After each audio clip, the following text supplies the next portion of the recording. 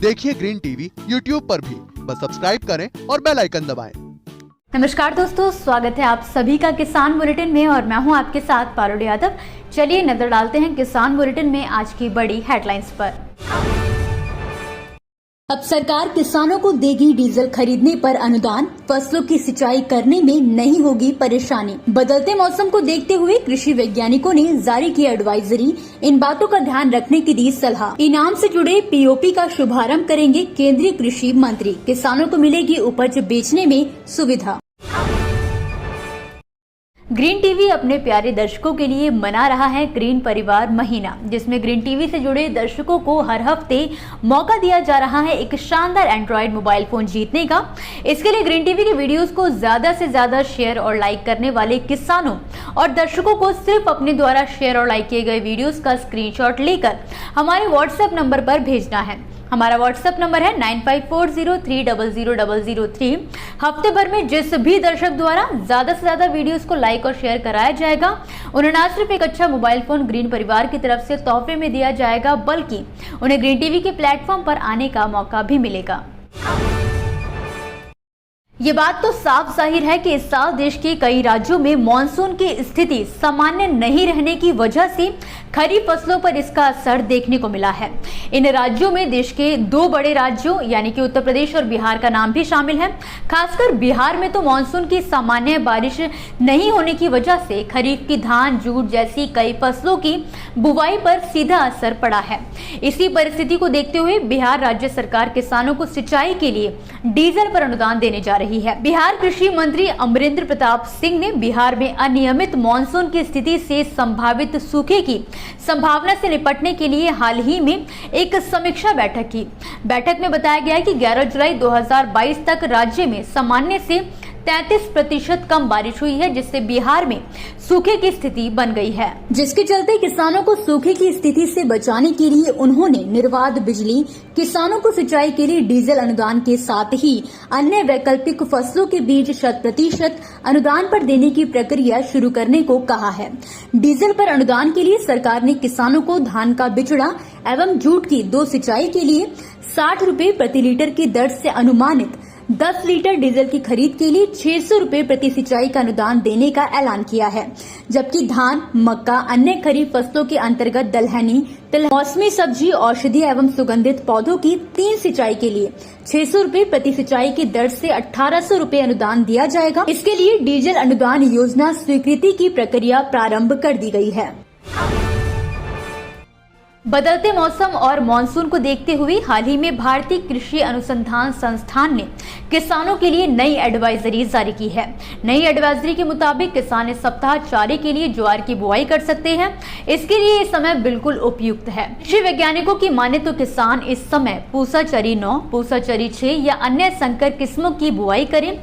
बीज की मात्रा 40 किलोग्राम प्रति हेक्टेयर रख सकते हैं। लोबिया की बुआई का भी अभी उपयुक्त समय है। इस मौसम में भिंडी, मिर्च और बेल वाली फसलों में माइट, जैसिड या होपर की निरंतर निगरानी करते रहें। अधिक कीट पाए जाने पर इमिडाक्लोप्रिड का छिड़काव आसमान साफ होने पर करें। इस मौसम में फलों के नए बाग लगाने वाले गड्ढों में गोबर की खाद मिलाकर 5 मिली क्लोरपाइरिफॉस 1 लीटर पानी में मिलाकर गड्ढों में डालकर उसे पानी से भर दें, ताकि दीमक और सफेद लट से बचाव हो सके। इसके अलावा बारिश को ध्यान में रखते हुए किसानों को सलाह दी गई है कि वो अपने खेतों के किसी एक भाग में पानी को इकट्ठा करने की व्यवस्था करें, जिसका उपयोग बारिश न आने के दौरान फसलों की उचित समय पर सिंचाई के लिए किया जा सकता है। कृषि वैज्ञानिकों ने किसानों से कहा है कि वो देसी खाद का इस्तेमाल ज्यादा करें, ताकि जमीन की जल धारण क्षमता और पोषक तत्वों की मात्रा बढ़ाई जा सके। बारिश के पूर्वानुमान को ध्यान में रखते हुए सभी किसानों को सलाह है कि किसी भी प्रकार का छिड़काव इस समय न करें। खड़ी फसलों और सब्जी नर्सरियों में उचित प्रबंधन रखें। दलहनी फसलों के साथ ही सब्जी नर्सरियों में जल निकास की उचित व्यवस्था का इंतजाम करें। वहीं खरीफ की सभी फसलों में जरूरत के अनुसार निराई गुड़ाई करके खरपतवारों का नियंत्रण करें, ताकि फसलों को कम हानि। केंद्रीय कृषि एवं किसान कल्याण मंत्रालय द्वारा बेंगलुरु में 14 और 15 जुलाई 2022 को सभी राज्यों के कृषि और बागवानी मंत्रियों का 2 दिवसीय राष्ट्रीय सम्मेलन आयोजित किया जा रहा है। इस सम्मेलन में केंद्रीय कृषि एवं किसान कल्याण मंत्री नरेंद्र सिंह तोमर और दोनों राज्य मंत्री कैलाश चौधरी और शोभा करंदलाजे के साथ ही वरिष्ठ अधिकारीगण भाग लेंगे। इतना ही नहीं, इस सम्मेलन के दौरान कृषि के अलग अलग विषयों पर अपना ध्यान केंद्रित करते हुए तकनीकी सत्र का भी आयोजन किया जाएगा।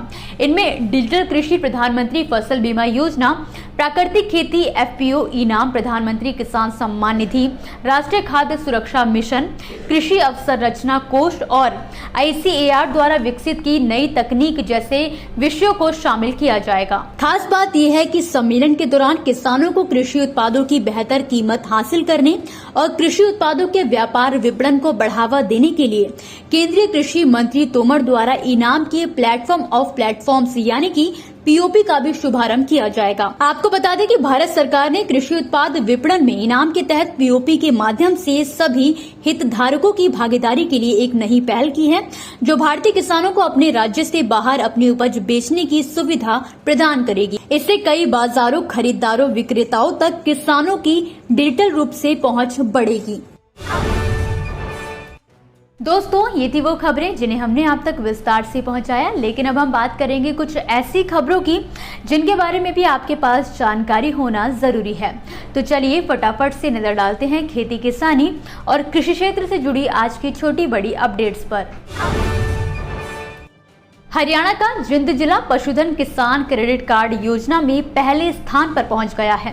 दरअसल योजना के तहत अब तक जिले में 11,000 किसान क्रेडिट कार्ड बनाए जा चुके हैं, जो कि पूरे प्रदेश के सभी जिलों के मुकाबले सबसे ज्यादा है। और इतना ही नहीं, योजना के तहत किसानों की आर्थिक स्थिति सुधारने के लिए अब तक जिले के किसानों को 3 लाख रुपए का कर्ज भी उपलब्ध कराया जा चुका है। हरियाणा के कुरुक्षेत्र जिले के साहाबाद अनाज मंडी में भारतीय किसान यूनियन चढ़ूनी की ओर से सूरजमुखी घोटाले की शिकायत के बाद प्रशासन सोमवार तक भी संबंधित अधिकारियों के खिलाफ कार्यवाही नहीं कर पाया है, जिसके चलते भारतीय किसान यूनियन ने शाहाबाद अनाज मंडी के किसान विश्राम गृह में मंगलवार को एक पंचायत बुलाई। पंचायत में जल्द कार्यवाही न करने पर बड़ा कदम उठाने का फैसला लिया गया है। कृषि मंत्रालय के एक वरिष्ठ अधिकारी ने हाल ही में जानकारी देते हुए बताया है कि धान जैसी खरीफ फसलों की खेती के रकबे में अब तक की कमी चिंता का विषय नहीं है और इस अंतर को चालू महीने में मानसून की प्रगति के साथ पूरा कर लिया जाएगा।